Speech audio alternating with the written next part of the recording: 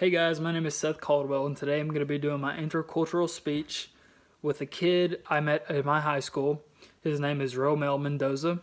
He is from Mexico City, and he moved here in 2004 with his family. Romel is a great kid. He's really talkative once you get to know him. He's really open about his culture and the way he used to do things back in Mexico.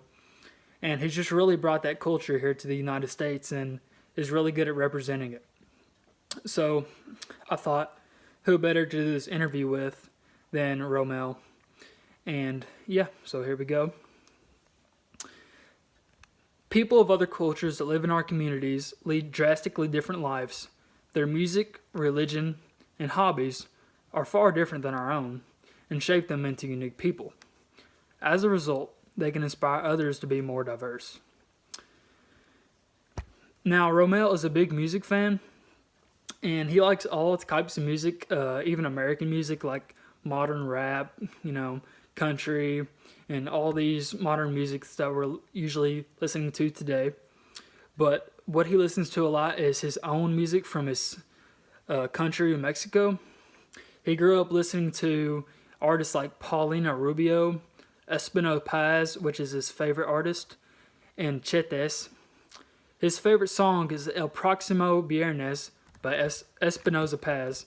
And this is a picture of Mr. Paz.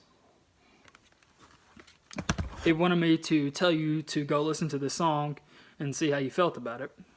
So, there you go. He has a family member that is a part of a mariachi band.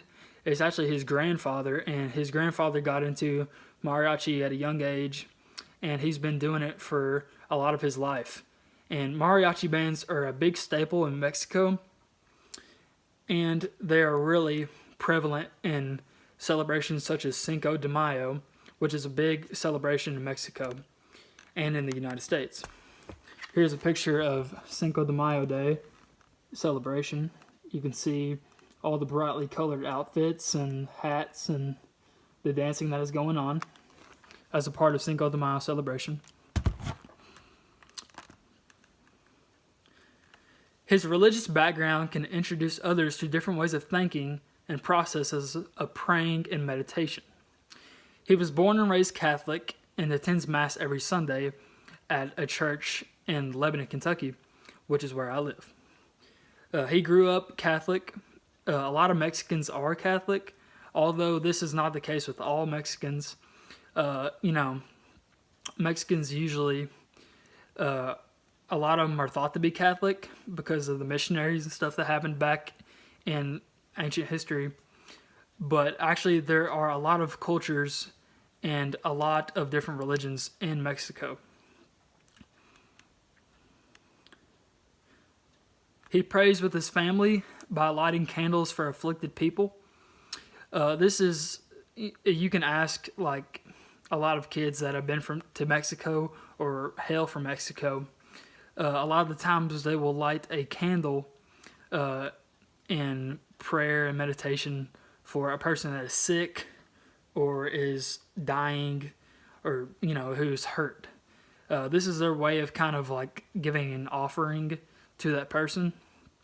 And it's just something that they do, and it's something that Romel does with his family.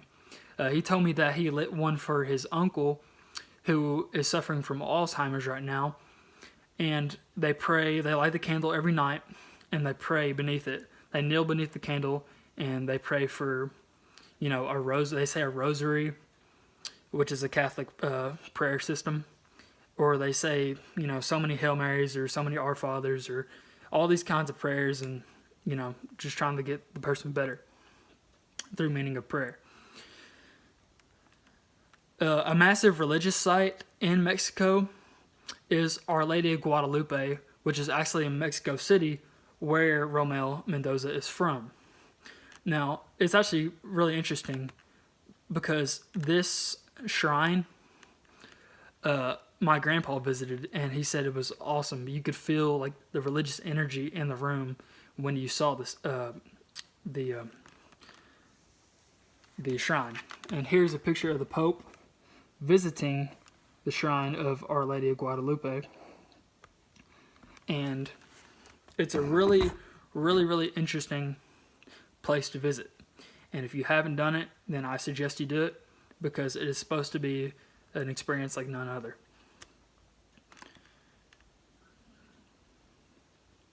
His hobbies can inspire others to play different sports, eat different foods, and talk to new people.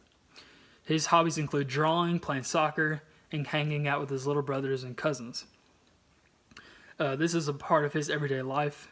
He tells me that, his family is so much a part of who he is and why he is where he is today, because his family moved from Mexico to Lebanon, Kentucky for a job and to, try to chase a better life, which is obviously the American dream. And this is what his family has done and what he has been successful at.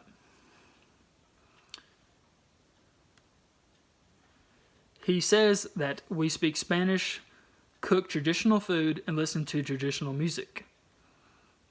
I guess you could say my parents never fully adapted.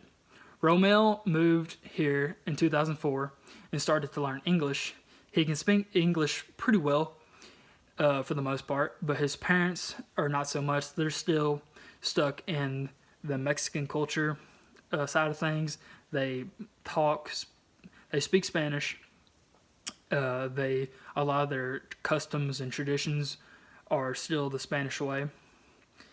And it's just what they always learned and grew up with and what they've done as a way of life. So that's still what they do. But Romel, he is more of an Americanized Mexican, if you will. And he follows a lot of American traditions and grows up like a normal American kid.